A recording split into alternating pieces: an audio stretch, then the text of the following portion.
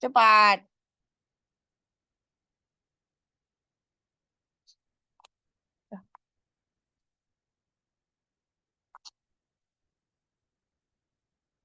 Hei.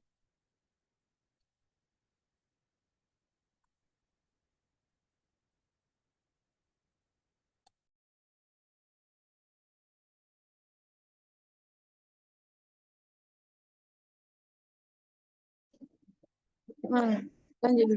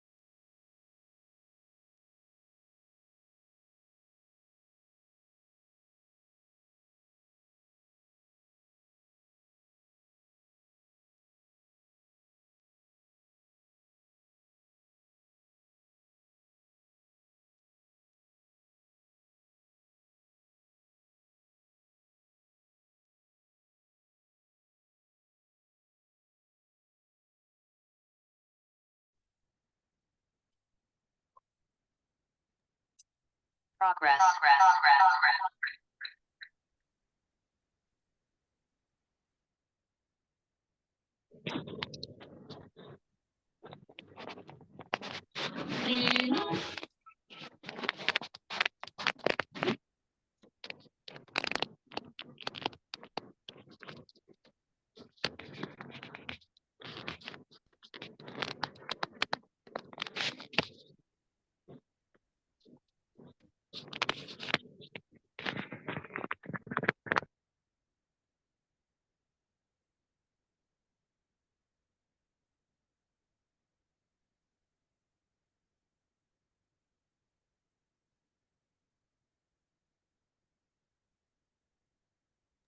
Yo, teman-teman yang di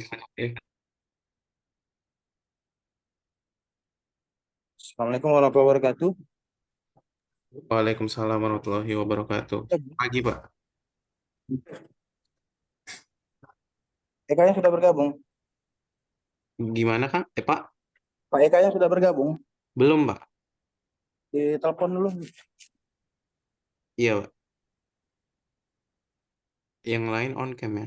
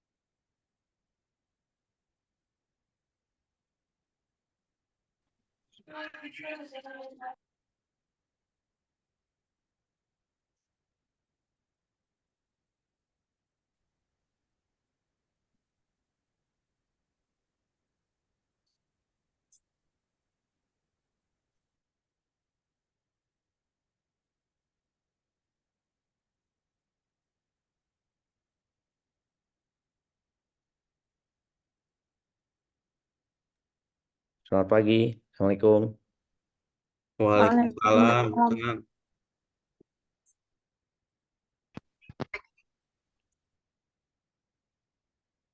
Halo, Kang. Dengar suara saya? Yes. Oke. Jadi gimana, Pak Sultan dan teman-teman?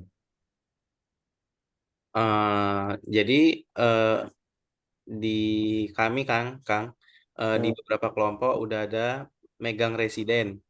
Hmm. Beberapa ada, cuman nggak dikasih megang residen, Kang. Cuman diajak tur aja gitu ke tempat-tempat residennya. Itu orang itu ngapain aja? Itu di mana itu? Di RPPN, Kang. Hmm. Terus eh, apa katanya? eh Kan mereka kemarin sebelumnya menanyakan, ini ini mau kalian datang kemarin itu tujuannya apa gitu? Kalian mau ke residennya, ke ke TKS-nya atau ke MOD-nya gitu kan? Hmm. Eh, Kemudian dari kami kan untuk kami kan kunjungan kali kedua itu kan itulah buat list pertanyaan gitu kan Kang. Ya udah kami wawancarailah itu MOD, konselor adiksi sama TKS-nya. Tapi kami gak ada wawancara sama klien atau bersentuhan dengan klien itu kan. Sama residennya belum ada. Ya berarti kan kalian nggak minta kan, belum minta. Kan itu ditanya tuh. Jadi sebetulnya bukan bukan bukan bukan tidak dikasih akses. Memang begitu ditanya nggak kalian bunyikan. eh Udah ada Kang, cuman mereka solo respon gitu Kang masalah residen nih. Sensitif katanya Kang ke masalah kerahasiaan gitu. Ya dijelasin aja. Nanti aku kasih tahu pimpinannya. Jadi harus dijelasin, biasain teman-teman tuh kalau datang ke satu tempat, kalau ditanya kayak gitu, dijelasin pelan-pelan, maksudnya nggak usah bingung, nggak usah grogi gitu, supaya mereka juga tahu keperluan kita di situ tuh ngapain. Karena kalau misalnya memang kita kurang jelas, ya mereka juga ngelihatnya cuma ecek-eceknya ini, akhirnya nggak dikasih akses gitu. Karena itu udah aku hubungin bahwa pimpinan-pimpinan itu memang sebelum kalian ke sana memang udah aku minta izin.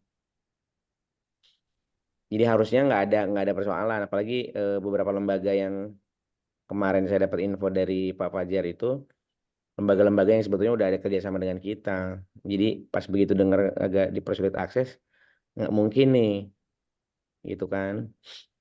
Dicoba aja lagi kalau misalnya memang ini nanti ya kita tanyalah petunjuk dan arahan dari Pak Fajar ya seperti apa ke depannya kegiatannya teman-teman di beberapa panti ini. Kalau misalnya dirasa ada perlu lagi akses di sana, nanti biar kita coba kontak langsung aja.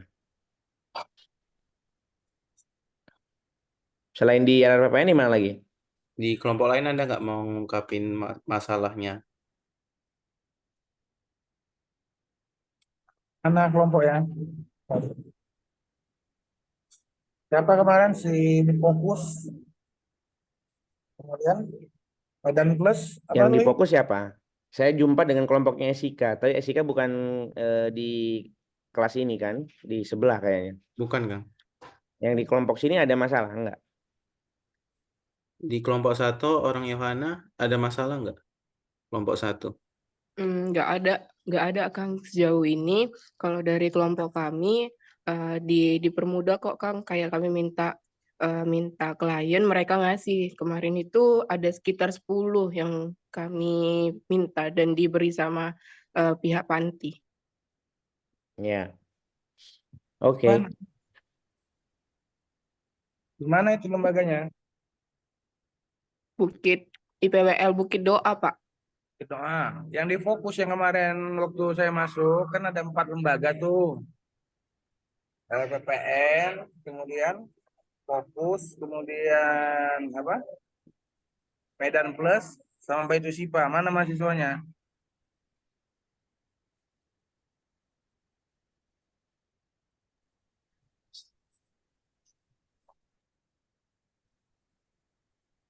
Sultan. Kami Pak yang di Fokus. Nazla ya. Di fokus gimana? Ada kendala? Peksosnya Pak nggak ada. Peksosnya dinas di luar katanya. Terus kami kemarin sempat kontak juga kan. Cuman awalnya dibales, tapi kami kontak selanjutnya nggak dibales. Maksud kami kayak mau ditanya-tanya lewat Zoom aja gitu Pak. Cuman masih belum dibales gitu Pak. Iya. Sebagai informasi, kalau untuk Peksos itu hari ini kebijakan Kementerian Sosial itu memang tidak mewajibkan Peksos itu berada di panti atau rehabilitasi narkobanya. Jadi mereka bertugas langsung di masyarakat dan biasanya ada di dinas sosial atau di balai bahagia yang di mana di Jalan Pancing gitu ya. Terus lagi nanganin kasus langsung. Jadi kalau dulu dari tahun-tahun sebelumnya lah gitu ya sampai tahun yang lalu kayaknya terakhir Peksos ini 100% waktunya di diluangkan di panti. Nah, hari ini mereka nggak ada dan memang coverage tugasnya itu hari ini Peksos yang ada di IPWL itu tidak lagi difokuskan kepada program NAPSA. Jadi mereka juga menanganin kasus anak jalanan, lansia, orang HIV, kemudian orang narkoba, kemudian kekerasan seksual, korban perdagangan orang. Karena skema programnya Kementerian Sosial hari ini ada namanya atensi.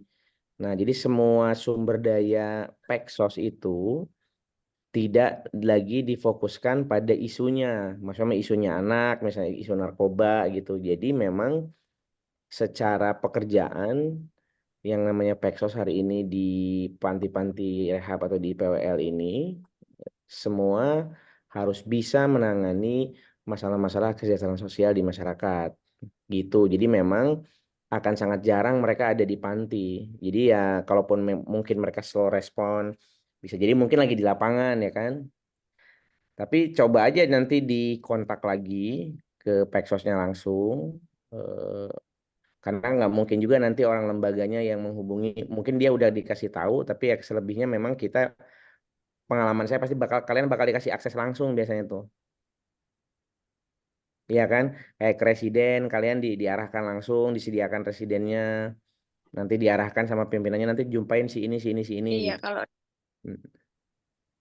Izin Pak, untuk kelompok 1 tadi yang Bukit Doa, kami nggak ada wawancara dengan Peksosnya karena Peksos yang itu Pak udah nggak ada lagi, udah pindah 1 tahun yang lalu ke IKN, jadi mereka udah nggak punya Peksosnya lagi Pak. Iya betul. kemarin. Gimana Nazla? Sorry, suara kamu tertimpa-timpa tadi, bisa diulangi lagi?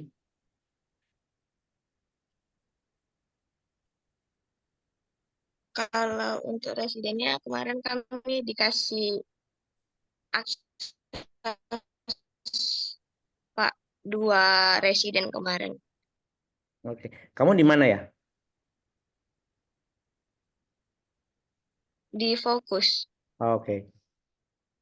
Iya.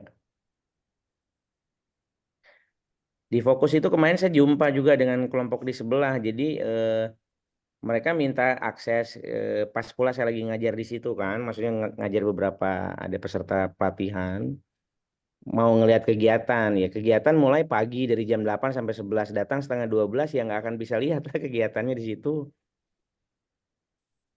Terus minta akses jumpa dengan klien datang pas jam istirahat makan siang dan istirahat mereka. Nah jadi mungkin teman-teman pun usahakan kalau memang mau melakukan kunjungan, kemudian juga berinteraksi dengan residen, dengan mayor on duty-nya ya atau MOD, itu di jam-jam yang bukan jam-jamnya mereka istirahat atau jam-jam di mana mereka makan siang atau istirahat makan siang gitu ya, karena ada waktu tidur juga. Jadi pasti kalian nggak akan bisa jumpa dan melihat banyak kegiatan dan nggak bisa jumpa dengan si residennya, pasti itu akan istirahat dia.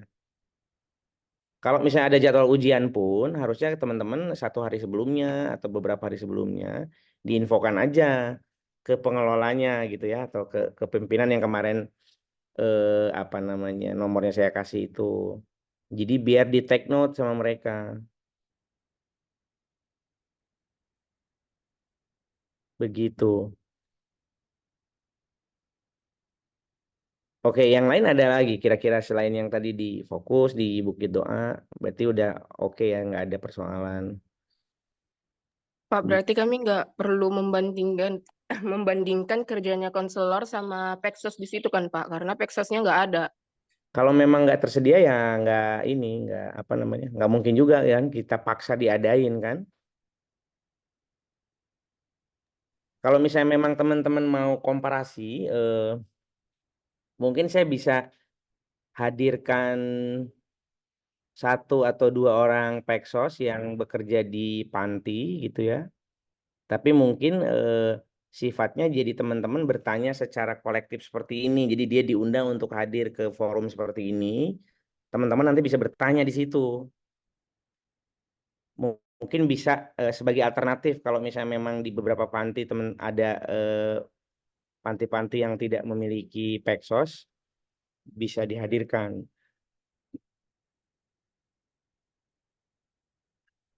Kalau memang teman-teman mau bertanya lah gitu istilahnya.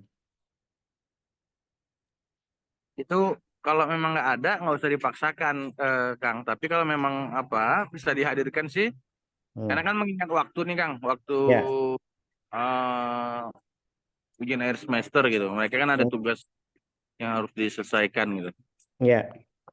Bisa nanti mungkin gini, hari apa nanti saya coba kontak dulu teman-teman Peksosnya ya kan. Boleh? Jadi mungkin 1 atau 2 orang nanti kita coba infoin, terus kita undang. Nanti kalau misalnya udah dapat tanggal yang mereka available di hari apa, nanti saya infoin di grup. Jadi teman-teman bisa bertanya di situ. Oke. Pak izin bertanya Pak, kan Oke. di LRPPN itu di semenjak tahun 2023 pekerja sosialnya ditarik oleh kementerian. Jadi mereka menggantikan tugas Peksos itu dengan TKS Pak atau disebut dengan tenaga kesejahteraan sosial. Nah, itu tugasnya sama persis Pak. Terus kami gimana Pak? Masih tetap membandingkan tugas TKS dengan konselor adiksi atau enggak Pak? Iya, menurut teman-teman gimana? Kalau misalnya kondisinya seperti itu, apakah perlu juga atau cukup? Karena kan peran TKS dengan secara profesi juga sepengetahuan saya, TKS dan Peksos berbeda secara coverage kerjanya ya. Kalau secara definisi operasional ininya gitu ya. Tapi kalau dalam kerja-kerja, nah itu kan kewenangan dan kebijakannya kelembagaan. Ya, menambahi Kang ya untuk pertanyaannya, memang kalau TKS sama Peksos kan sudah berbeda. TKS itu bisa ditemukan di Undang-Undang 11 2009. Nah, coba tengok Undang-Undang 11 2009 tentang definisi tenaga kesehatan sosial, di situ ada. Kemudian kalau Peksos kan kita Undang-Undang 14 2019 itu. Tupoksinya juga berbeda mereka. Nah, kalau apa? analisisnya kan nanti kan dia membandingkan. Artinya Anda harus tahu juga pekerja sosial tuh tupoksinya apa di Nabza. Kemudian tempat Anda kan pakai TKS. Nah, menurut Anda nanti analisisnya apakah TKS tadi sama Peksos tadi apakah sama dalam memberikan pelayanannya atau kompetensinya atau tidak? Nah, itu nanti kan yang jadi hasil analisisnya gitu. Oh, Iya, iya, berarti betul. berarti Pak, tupoksi dari pekerja sosial itu kami cari dari apa ya, jurnal-jurnal gitu ya Pak? Boleh, boleh. Artinya kan itu kan sudah tersedia tentang tupoksi TKS. Nah, ini kan untuk ujian kompetensi kali ini juga sudah dipisah mereka. Ada TKS, ada relawan sosial, ada pekerja sosial gitu. Artinya kan tupoksinya berbeda gitu. Nah, kalau di lembaga Anda ternyata yang Anda datangi itu ternyata TKS dijadikan seperti Peksosnya. Nah, coba lihat kan ini kita mau menganalisis nih. Jadi kompetensinya apakah sudah sama? Misalkan. Makanya kan harus tahu dulu kalau Peksos itu ngapain aja dia. Tugas kemarin kan sudah saya jelaskan tuh materinya kan. Kalau pekerja sosial, dia tupoksinya apa? Perannya seperti apa dia? Ya kan? Nah, ada pakai casework, ada group work, kemudian melakukan assessment. Apakah TKS tadi mampu ataukah sama nggak? Sama aja nih. Gitu. Jadi nggak ada kemampuannya sama antara TKS sama Peksos tuh. Dia bisa melakukan hal yang sama gitu. Nah, itu kan tugas untuk mahasiswanya kan kemarin kan saya suruh kan 3 tuh. Definisi konselor, kemudian apa perbedaan antara konselor adiksi dengan pekerja sosial. Yang ketiga, bagaimana pekerja sosial berpraktik di lembaga kesehatan sosial Nabza. Kalau ternyata tadi di sana tidak ada Peksosnya, yang adanya TKS ya, coba Anda bandingkan dulu TKS yang tempat Anda tadi itu bisa nggak gitu. Kan Peksosnya udah jelas teorinya, dia mau ngapain tuh, kapan dia harus melakukan pekerjaannya dalam Nabza, apakah misalkan baru masuk kliennya, Peksos boleh handle. Nah, di sana TKS yang langsung handle gitu. Em, dibarengin sama konselor Pak. Maksudnya Bang, bersamaan kalau Pak. oke. Nah, kan kemarin saya di buku Nabza itu yang biru yang sama buku Kang Ewo kan ada di bab 6-nya. Nah, ada alur masuk. Di situ dijelaskan siapa yang handle, kemudian pekerja sosial bagaimana. Kemudian waktu belajar sama Kang Ewo kan belajar ASIIN tuh kan. Apakah dilakukan, konselor melakukan itu? Apakah hasil screeningnya seperti apa setelah screening? Nah, itu yang mau kita lihat, dianalisis. Jadi, kalian punya pengetahuan, kemampuan melakukan analisis bahwasanya di mata kuliah Nabza ini peran pekerja sosial seperti ini, ya konselor adiksi seperti ini. Nah, dengan cara melakukan turun lapangan itu kalau yang bagian risetnya, kan kemarin saya bilang ada 2 tuh. Nah, di bagian pengabdiannya, ini kan saya ulang lagi ya, kalau nanti diperbolehkan, memang kita berharap kan kalian diperbolehkan berinteraksi karena kita sudah ada MOU, kemudian minta arahan dari Pak Eka supaya kalian bisa berinteraksi sama klien dan pekerja sosial ataupun konselor adiksi yang di sana pada saat mereka sedang menangani ataupun melakukan tugas-tugasnya. Jadi kalian tidak hanya belajar teori, tidak hanya sekedar meneliti, tapi langsung mempraktekkan bagaimana, oke gini teorinya Jastro misalkan tentang group work. Mereka sedang melakukan apa nih, activity daily misalkan dalam terapati community. Nah, kalian ikut ke sana, didampingi juga sama konselor sama Peksosnya gitu, berinteraksi. Nah, sekalian coba kalian menerapkan teknik asesmen kalian deh. Kalian bisanya apa nih asesmen? Coba misalkan genogram bisa nggak? Nah, coba praktekkan sama mereka buat genogram bisa nggak gitu. Nah, jadi kalian terlibat dalam apanya berinteraksi lah gitu. Tidak harus menjadi bagian full ya. Bagian full pasti dilarang lah. Masa anak magang apa langsung megang full klien kan nggak mungkin gitu. Tapi ikut terlibat, kemudian berinteraksi. Di teori Peksos tuh ada tahapan kesok atau group work yang ingin kalian terapkan. Nah, ada tahapan assessment misalkan. Nah, assessmentnya kalian pakai apa nih? Ada genogram, ada diagram Venn, ada metode DLP, ada life story. Coba terapkan di sana. Bisa nggak sama si klien, sama si penyalahguna nafza itu gitu.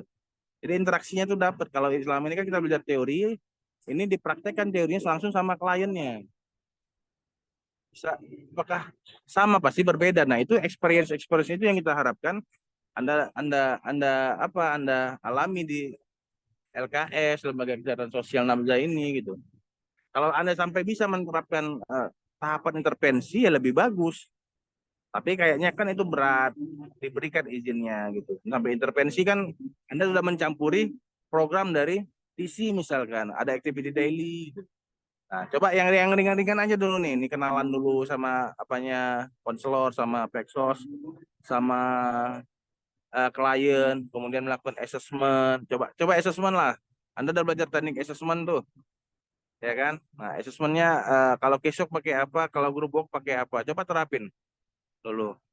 Kemudian kalau buat apa perencanaan, nah kira-kira dari hasil assessment tadi itu, bagaimana menentukan prioritas masalah untuk kliennya, kemudian membuat perencanaannya apa, rencana program apa kira-kira yang bisa disusun untuk klien, sampai melakukan intervensi, kemudian monitoring, evaluasi, terminasi. Nah, itu kan peran-peran tupoksi pekerja sosial gitu.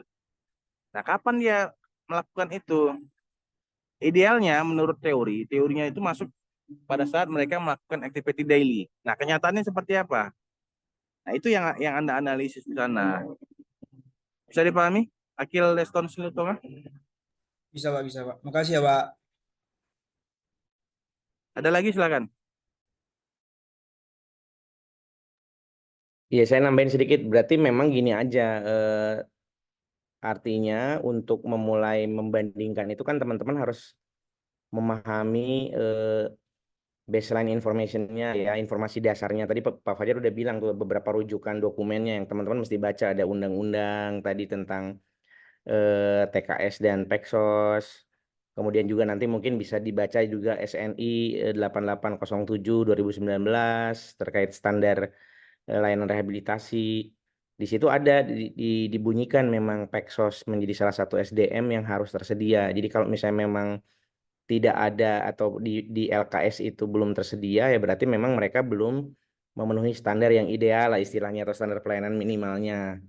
Nah, tapi untuk konsep pembandingan sepertinya memang kawan-kawan perlu mendapatkan pengalaman langsung berinteraksi dengan Peksos yang bekerja di LKS Napsa ini. Makanya tadi saya coba usahakan kalau misalnya memang di beberapa lembaga tidak tersedia, kita coba hadirkan melalui Zoom seperti ini. Jadi biar teman-teman bisa ngelihat komparasinya apakah yang dibilang Pak Fajar tadi gitu misalnya atau yang pernah teman-teman baca atau muncul di bangku perkuliahan secara teoritis memang itu dijalankan dalam aplikasinya di dalam konteks LKS Napsa atau tidak gitu.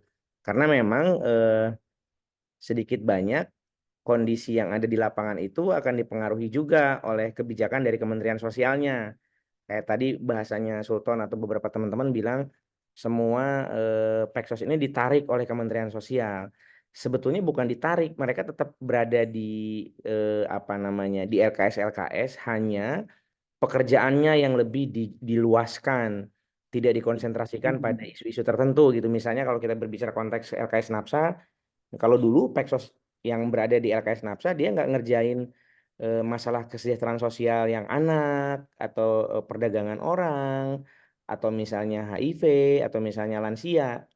Jadi memang dia fokus menjalankan layanan LKS Napsa sebagai Peksos yang memang bekerja dan membantu orang-orang yang bermasalah dengan nafsanya. Nah, hari ini mereka tidak di situ, secara pekerjaan tidak di situ, secara isunya juga tidak hanya itu yang ditanganin, jadi lebih umum untuk ditanganin. Nah, seperti itu. Nah, makanya nanti mudah-mudahan teman-teman akan bisa melihat apakah strategi seperti itu memang cocok untuk Peksos atau sebetulnya gimana. Nah, jadi tadi beberapa dokumen yang Pak Fajar bilang itu sebaiknya memang teman-teman mesti bisa membaca itu, meluangkan waktunya karena nanti bisa terlihat di situ. Oh, Peksos itu seperti ini harusnya gitu. Tetapi pas begitu kita berinteraksi dengan Peksos yang hari ini bekerja, loh kok ternyata berbeda dengan apa yang ada di dokumen-dokumen itu. Nah, harapannya teman-teman bisa menemukan itu nantinya. Gitu. Silahkan kalau ada yang lain. Berarti Pak, misalnya kami bersentuhan dengan klien gitu kan. Berarti tahapan cashboard misalnya dari Zastro atau Skidmore itu kami lakukan ke residennya gitu kan Pak, maksudnya? Kalau diperkenankan kalau boleh waktunya boleh. Kan kalau sampai terminasi nggak mungkin. Assessment aja lah gitu. Kan kau mau melakukan praktik mereka ada tempat ininya, sedang ada program. Yang diperkenankan saja, yang diperkenankan itu misalkan assessment tuh, yang tidak mengganggu rencana program sama intervensi yang sedang dilaksanakan gitu. Oh, berarti satu tahapan dari salah satu Zastro atau Skidmore gitu kan? Assessment aja, assessmentnya aja lah, assessment. Ada tools dalam assessment tuh, ya kan? Nah, coba nih, Anda mau praktekkan bagaimana misalkan Anda memprioritaskan atau mau melakukan assessment. Nah, ada berapa teknik yang Anda bisa terapkan gitu. Oke, kalau bisa sampai perencanaan boleh, tapi kan intervensi nggak mungkin dengan waktu yang sudah mepet, kemudian mereka juga ada program yang sedang dijalankan gitu. Tapi kalau misalkan menurut saya, kalau dia hanya assessment, Anda sedang berpraktik nih kan, oh ini assessment kita sedang melakukan genogram terhadap casework-nya. Gitu. Nah, jadi dari genogram itu Anda berinteraksi sama klien gitu. Atau mungkin pada saat ada pakai Pexos atau konselor sedang melakukan kegiatan, Anda nimbrung ke situ, minta waktu untuk Pak kami minta izin mau berinteraksi sama klien di sini sambil kalau boleh diperkenankan kami mau mencoba menerapkan teknik assessment yang kami pelajari di kampus gitu. Bisa dipahami, Sultan? Oh, bisa Pak.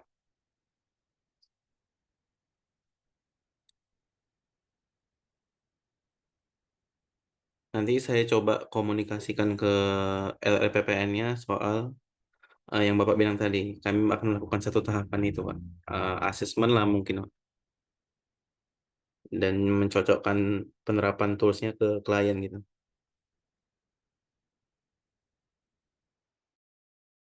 Yang lain ada mau nanya? Kelompok 4.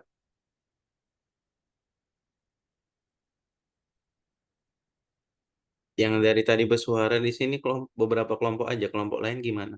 Nggak ada masalah. Nah ini yang bingung saya. Kalau nggak ngerti itu kan nanya ya. Kalau nggak tahu bertanya, nggak ngerti tanya. Nah biasanya yang udah tahu diem tuh. Ya ilmu padi itu. Ya biasanya. Tapi kenyataannya begitu ditanya nanti nggak tahu, bingung. Nah, kan saya bingung. Kalian yang nggak diem bingung, saya malah bingung nanti jelaskannya gitu.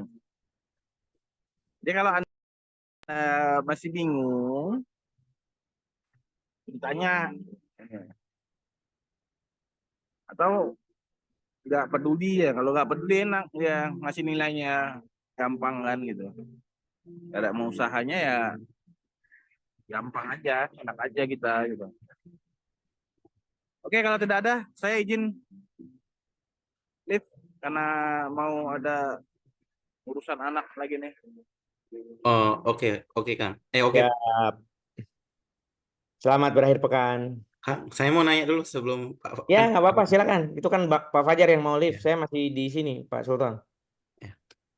Saya mau nanya ke Akang itu kan. Kang, untuk UTC itu sendiri kayak mana Kang?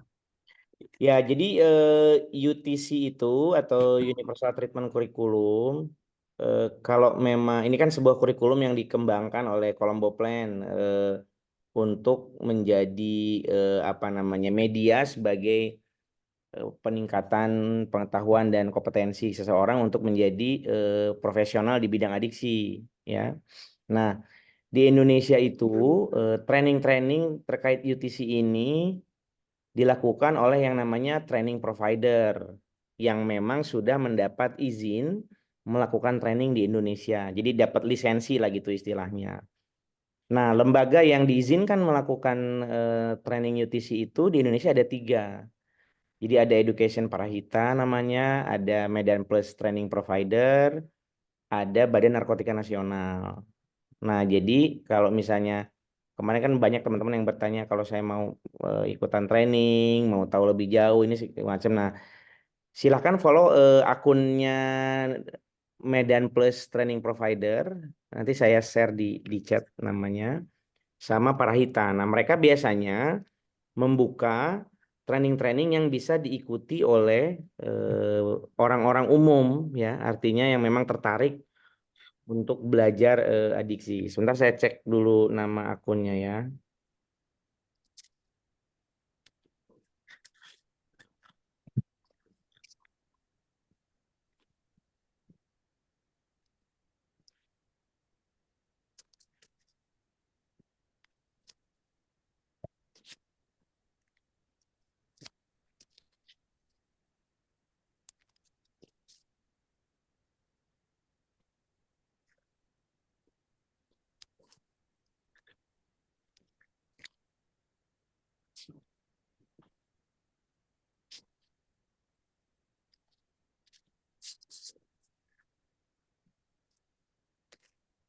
Nah, itu coba dicek aja itu di IG nama itu tadi. Oke, Kang. Dan itu memang berbayar gitu ya. Nah, kami sebetulnya di Ikatan Konselor Adiksi juga suka melakukan kegiatan training ini, tapi hanya memang training ini biasa diperuntukkan untuk member gitu ya, istilahnya yang bukan member berarti dia nggak bisa. Nah, kita lagi coba diskusi semalam dengan Pak Fajar dan Pak Agus ya di Prodi untuk sama WD1 gimana kalau misalnya kita buat training itu dari 1 sampai 8 di kampus gitu ya untuk para mahasiswa yang Peksos, dan nah ini kita lagi coba diskusikan dulu bagaimana teknisnya, mekanismenya supaya teman-teman pun ikut ataupun dapat training itu tuh tidak terbebani dengan biaya yang cukup besar, atau kalaupun misalnya mesti harus berinvestasi enggaklah terlalu mahal kali gitu kan, jadi bisa mendapatkan itu. Nah, kemudian bagi orang-orang yang udah mengikuti UTC ini, misalnya dia sudah lengkap kurikulum 1 sampai 8 atau dia ikut beberapa serial kurikulum aja, itu nanti ada namanya ujiannya. Ujiannya itu berbayar juga gitu ya. Nah, jadi ujian kemudian nanti akan dikeluarkan namanya sertifikasi. Namanya ICAP, International Certified Addiction Professional. Nah, itu yang mengeluarkan langsung dari Colombo Plan-nya. Nah, sertifikat ini secara kompetensi diakui di 50 negara lebih. Jadi teman-teman bisa menggunakan sertifikat itu untuk bekerja nantinya gitu ya, sebagai addiction profesional. Seperti itu teman-teman untuk UTC. Tapi Kang, yang kami kemarin wawancara ke pihak konselor adiksinya, dia lagi menjalani training itu, Kang. Tapi dia jadi konselor adiksi itu kayak mana, Kang? Ya, jadi ada selain di luar skema UTC tadi, ada beberapa training-training yang memang juga dilakukan oleh internal lembaga sendiri untuk sebagai strategi penguatan aja gitu, atau dari BNN. Nah, di BNN itu biasanya kalau dia jadi mitranya BNN dan Kemensos dulu lah ya, itu ada program pelatihan-pelatihan yang memang dikhususkan untuk mitra mereka. Nah, misalnya tadi kan saya berbicara standar SNI yang ini nih, apa SNI, bentar ya.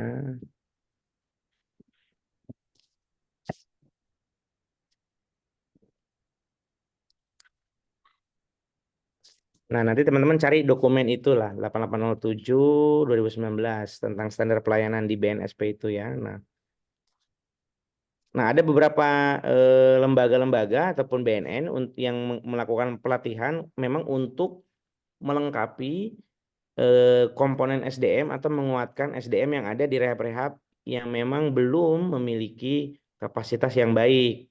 Nah, karena memang banyak orang-orang yang duduk di layanan kesejahteraan sosial NAPSA ini, dia mengklaim dirinya sebagai konselor adiksi, tapi sebetulnya mereka tidak memiliki kompetensi yang proper gitu, yang baik terkait pelayanannya.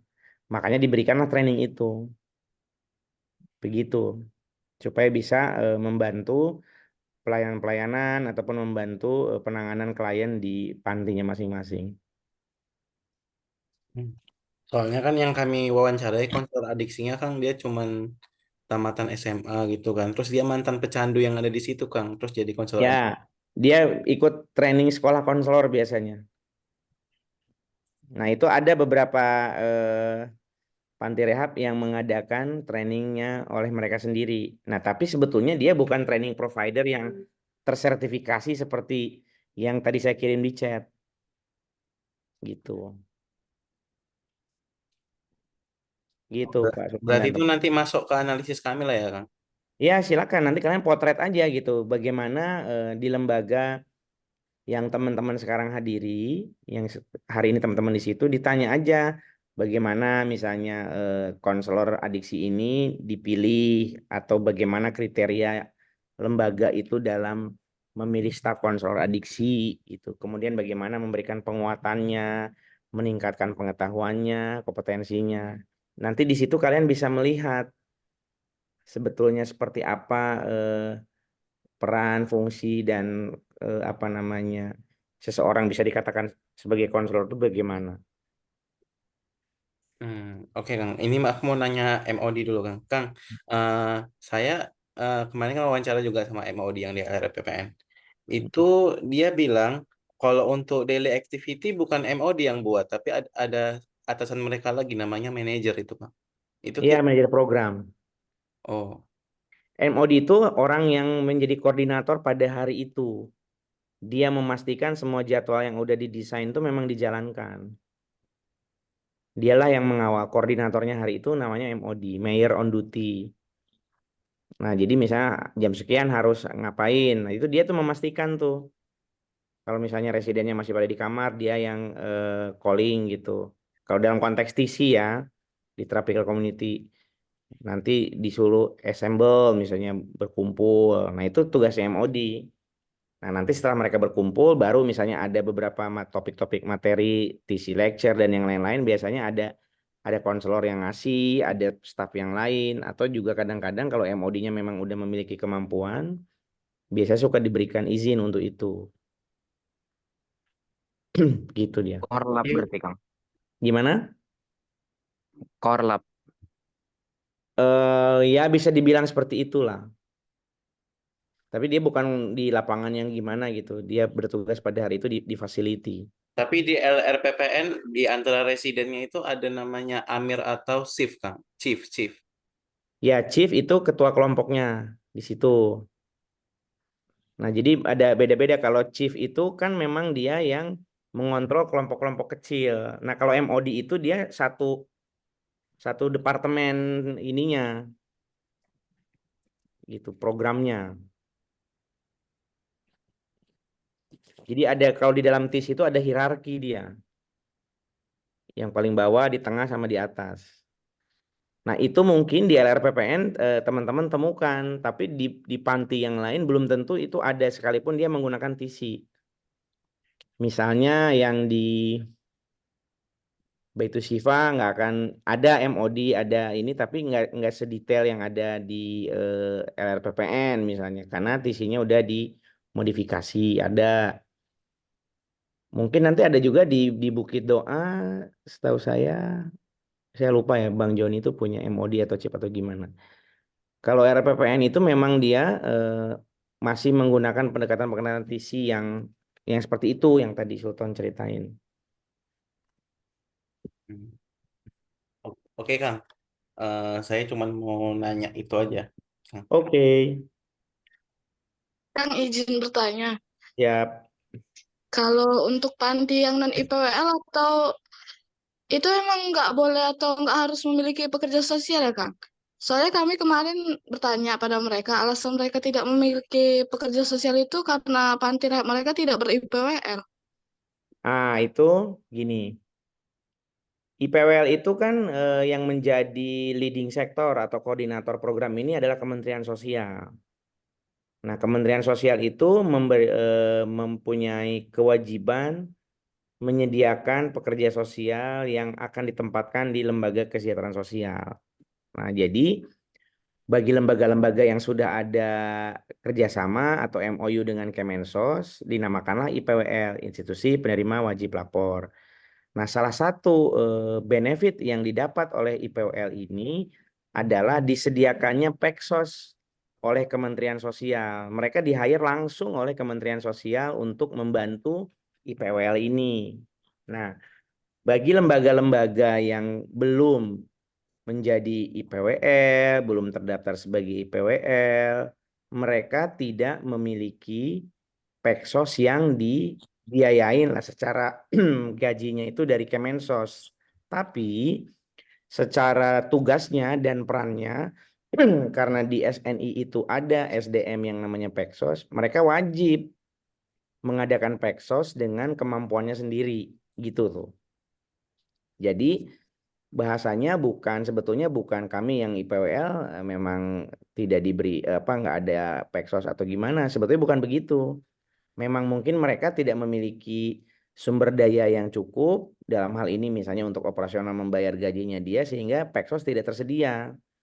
Nah, tapi sebetulnya mereka kalau secara aturan harus punya itu. Karena itu ada di standarnya. Sebentar saya cek ya biar teman-teman juga lihat seperti apa di dalam ininya. Tunggu ya. Mudah-mudahan masih ada di sini dokumen.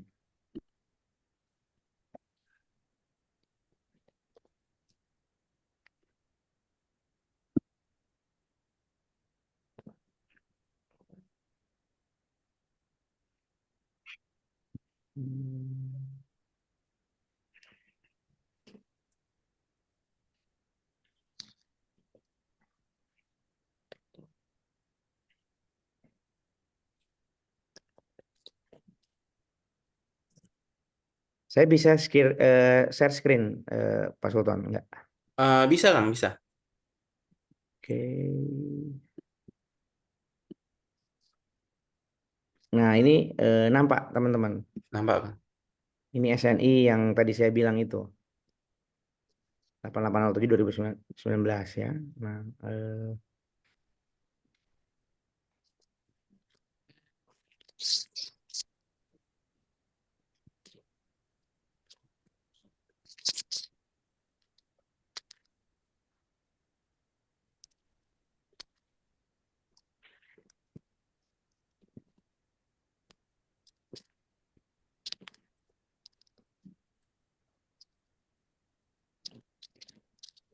nah ini misalnya kayak SDM di medis seperti ini dia. Bentar ya. Dokter umum. Ini yang rawat jalan misalnya.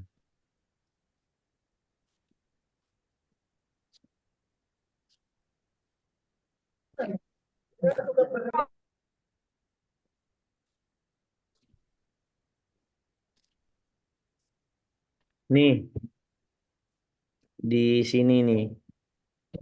Dia bunyi dia tuh pekerja sosial atau pembimbing yang Peksos di sini ada. Nah, jadi memang harus tersedia dia di dalam standar ini. Jadi kalau lembaga rehab ingin masuk kategori terstandarisasi, dia harus punya Peksos dia. Nah, untuk IPWL, Peksos ini memang disediakan oleh Kementerian Sosial karena itu bagian menjadi benefit atau sebuah insentif dari Kementerian Sosial kepada lembaga yang memang menjadi IPWL. Seperti itu. Kang, mau nanya, Kang. Ya, Itu ada tipe 1, 2, 3 itu apa maksudnya, Kang? nah tipe 1, 2, 3 ini tipe layanannya. Jadi misalnya nanti sebentar saya lihatin lagi ya.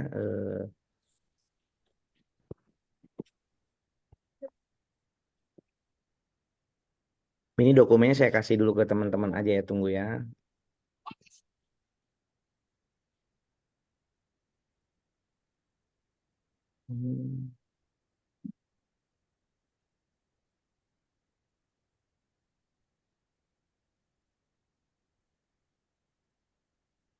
Nah, itu udah saya share untuk nanti dibaca-baca. Sebentar yang menjawab pertanyaan yang tadi.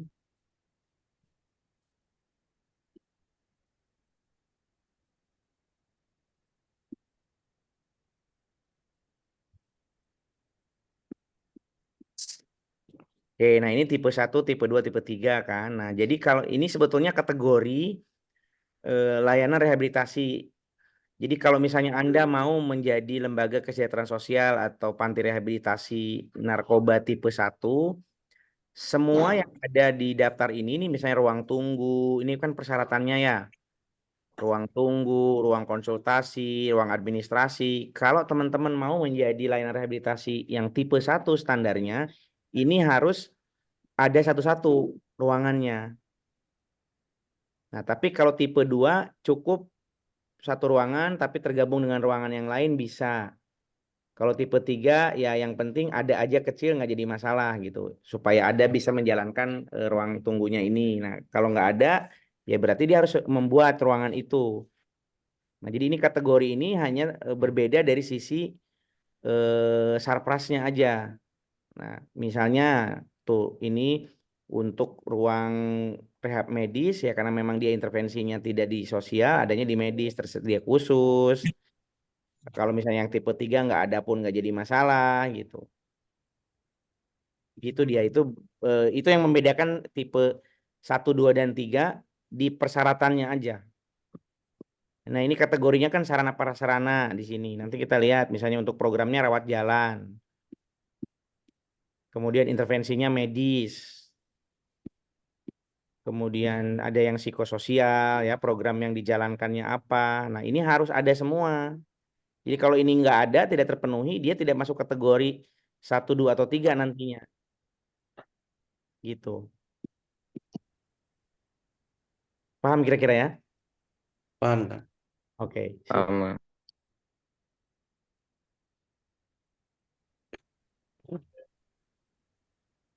Silakan, ada lagi kira-kira? Dari kelompok lain ada. Kalau misalnya ada trouble di dalam implementasi kegiatannya atau di lapangan, teman-teman jangan sungkan buat calling di grup aja, recall gitu di situ. Oh ini ada kendala ini. Jadi grupnya itu digunakan gitu sehingga kita bisa saling support, saling kasih atensi gitu ya. Teman-teman kalau ada kendala bisa saling dibantu juga gitu. Jadi jangan diem-diem baik gitu. Ditanya aja mumpung ini apa namanya? Apa? Ruangnya ruang untuk belajar. Aku mau nanya, Ya, silakan. eh, balai rehab yang kami datangkan di situ menggunakan ASIS ya. Nah, ada salah satu konselor yang kami wawancarai, ASIS itu punya konselor, tapi di situ ternyata penanganan pertama tahapan awal itu yang mengasesmen itu Pexos tapi menggunakan ASIS. Jadi sebenarnya Pexos itu bisa menggunakan ASIS juga ya? Atau bagaimana tuh? Kamu di Karena mana kalau ini? di Lembaganya, sorry. Insaf, Oke. karena kalau dilihat dari buku yang dikasih tahu sebelumnya kan Pexos bisa mulai tahap mereka sudah masuk ke sosialnya ya Kang gitu. Ya, ya. Jadi sebenarnya gini, tools ASIS itu boleh digunakan oleh siapapun. Mau dia Pexos, mau dia non Pexos, mau dia misalnya anak kuliahan, anak SMA. Nah, tapi ASIS itu hanya digunakan di lingkungan lembaga kesejahteraan sosial yang terkait dengan NAPSA. Spesifiknya begitu. Nah, lalu pertanyaannya, kenapa yang Pexos juga menjalankan, yang lain juga menjalankan? Karena memang bisa jadi itu adalah strategi lembaga untuk mengembangkan atau meningkatkan pengetahuan dan kemampuan stafnya supaya tidak bergantung sama 1-2 orang aja. Misalnya pada satu hari si konselornya tidak hadir, berarti kalau dia tidak ada kan mesti nunggu lama gitu. Nah, jadi mereka diberikan training itu. Jadi selama dia sudah pernah menerima pelatihan tentang penggunaan toolsnya, itu boleh gitu, boleh melakukan, boleh menggunakan. Jadi tidak membatasi orang yang bisa melakukan itu. Nah, hanya itu dilakukannya hanya di panti yang terkait dengan nafsa. Kalau di panti sosial yang lain nggak akan menemukan itu namanya ASIS. Pasti ada alat yang lain.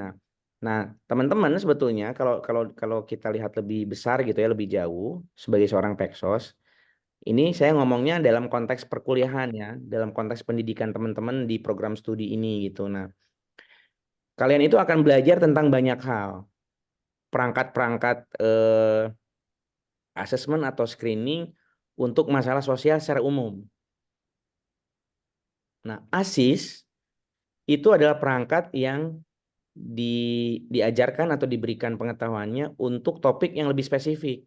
Apa? Narkoba isunya. Nah, jadi pada saat konsep Peksos hari ini yang Kementerian Sosial satu orang Peksos mengerjakan atau merespons semua masalah penyandang kesejahteraan sosial, di situ ada gap tuh, ada masalah. Karena kenapa? Yang di IPWL hanya dibekali kemampuannya untuk nanganin klien nafsa, tidak dibekali kemampuan untuk menangani klien perdagangan orang, korban perdagangan orang. Tentunya akan ada kemampuan yang terbatas kan di situ. Nah, itu jadi bedanya di situ. Nah, tapi dalam konteks pelayanan nafsa yang bisa menggunakan ASIS ya tentunya orang-orang yang ada kaitannya langsung dengan klien. Kalau dia menangani bagian administrasi yang di dapur, kemudian security, atau misalnya orang-orang yang menjadi koordinator untuk rumah tangga, tentunya dia nggak akan mengenal namanya ASIS. Tapi kalau misalnya dia bekerjanya dengan Peksos, dengan bahkan TKS dan konselor, pasti dia akan sedikit banyaknya pernah dengar yang namanya ASIS. Nah, persoalan dia bisa apa tidak menggunakan, nah tergantung apakah dia pernah dikasih pelatihan atau belum. Gitu dia. Dan pelatihan pun sebetulnya ada dua strategi. Pelatihan yang tujuannya memang mendidik dan mensertifikasi supaya dia dinyatakan memiliki kompetensi dan tersertified. Ada pelatihan yang sifatnya hanya melakukan pendidikan saja. Maksudnya apa? Melakukan pendidikan saja tuh hanya meningkatkan pengetahuannya dia. Jadi tidak mensertifikasi. Dan itu dilakukan oleh beberapa panti rehabilitasi. Seperti yang tadi pertanyaan sebelum-sebelumnya yang teman-teman jawab. Gitu, Nesya. Berarti itu nggak masalah ya, Kang, kalau misalkan Peksos belum melakukan itu gitu. Nggak ada Untuk masalah. mendaftar. Nggak ada masalah sebetulnya. Kalau selama dia memang mendapatkan pelatihan yang proper ya, yang baik, nggak ada masalah. Yang nggak boleh itu gini, dia nggak ada pengetahuan terus melakukan itu. Itu yang akan nantinya terjadi malpraktek gitu istilahnya ya. Oke, Kang. Makasih. Ya. Kang, Mm-mm. kalau tahunya dia nggak punya pengalaman atau itu penggunaan ASIS itu gimana, Kang? Dari pelatihan-pelatihan gitu aja, Kang. Sertifikasi berarti, Kang. Nah, Sertifikat pelatihan. ya simpelnya gini. Apa yang menyatakan kalau Anda sebagai sarjana kesejahteraan sosial? Kalau ada masyarakat, Ijazah, Kang. nah itu kan ijazah tuh, yang disitulah menyatakan kalau kita itu adalah sarjana kesejahteraan sosial, adanya ijazah, artinya ada sertifikatnya. Ya kalau misalnya memang dia tidak memiliki sertifikat, artinya memang dia tidak bisa dikatakan orang yang memiliki kompetensi untuk menjadi Peksos atau melakukan tadi konteksnya melakukan ASIS. Nah, kompetensi itu apa? Kompetensi itu kan bukan hanya sekedar pengetahuan, tetapi dia juga bisa melakukannya, berpraktek, mengisinya, melakukan proses wawancaranya, menganalisa hasilnya, memberikan hasilnya, yang dinyatakan dengan sebuah dokumen yang namanya sertifikat lah kalau di kita itu, atau ijazah tadi gitu. Nah, jadi kalau misalnya memang ada orang tiba-tiba, saya tahu kok ASIS, saya bisa kok pakai ASIS. Iya, tapi masalahnya Anda tersertifikasi apa enggak itu yang jadi pertanyaan. Nah, tinggal sekarang kita mau melihatnya dari sisi yang mana.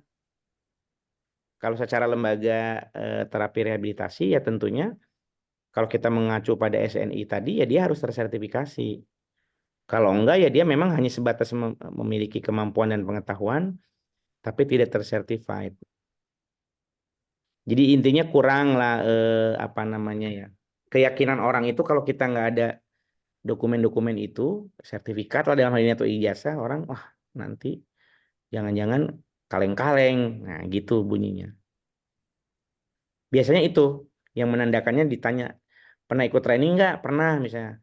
Ada sertifikatnya nggak? Nggak ada. Nah, itu tidak bisa dihitung tuh sebagai angka kredit gitu istilahnya. Tapi kalau misalnya bisa ASIS nggak? Bisa. Pernah ikut training? Pernah. Ada buktinya nggak Anda pernah ikut atau pernah dia lihatkan? Nah, baru biasanya dia akan direkrut tuh. Gitu.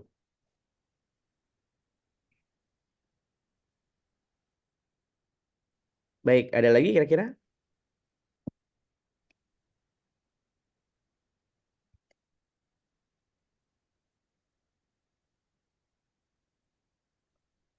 Sip, Eh, kalau nggak ada lagi ya di kita ya kan? akhiri saja ya pertemuannya.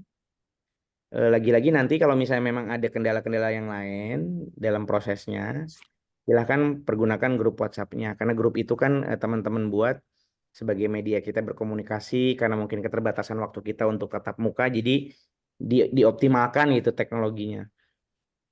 Di WhatsApp, di Zoom, atau ketemu langsung. Gitu, kira-kira Pak Sultan dan rekan semua. Oke, Kang. Sip, kalau tidak ada lagi saya izin pamit. Terima kasih teman-teman sekalian. Semoga dilancarkan di sisa waktu yang tersedia. Kalau misalnya memang ada hal yang ditanyakan, diklarifikasi kembali, silahkan jangan sungkan untuk berkorespondensi di grup WhatsApp saja. Mudah-mudahan nanti kalau misalnya memungkinkan direspon, kita akan respon. Untuk yang itu, Kang, apa tuh, Kang? Yang Akang mau bilang Peksosnya mau dihadirkan tuh, jadinya kapan? Oh ya, itu nanti aku coba koordinasi dulu ya sama temennya. Saya cari yang memang sesuai dengan ini. Jadi backgroundnya memang sarjana kesehatan sosial, kemudian juga memang sudah bekerja di PWL dalam waktu yang lama. Jadi dia bisa mengerti konteksnya, ya. Saya usahakan itu dari senior-seniornya teman-teman karena anak-anak USU banyak yang ada di PWL. Oke, Kang. Oke, sip, thank you ya. Oke, Kang. Terima kasih banyak juga, Kang. Ya, selamat berakhir pekan. Terima kasih, Kang. Ya, jangan lupa untuk jaga kesehatan. Terima kasih. Assalamualaikum warahmatullahi wabarakatuh. Saya izin ya. Waalaikumsalam. Oke, Kang. Warahmatullahi wabarakatuh. Waalaikumsalam warahmatullahi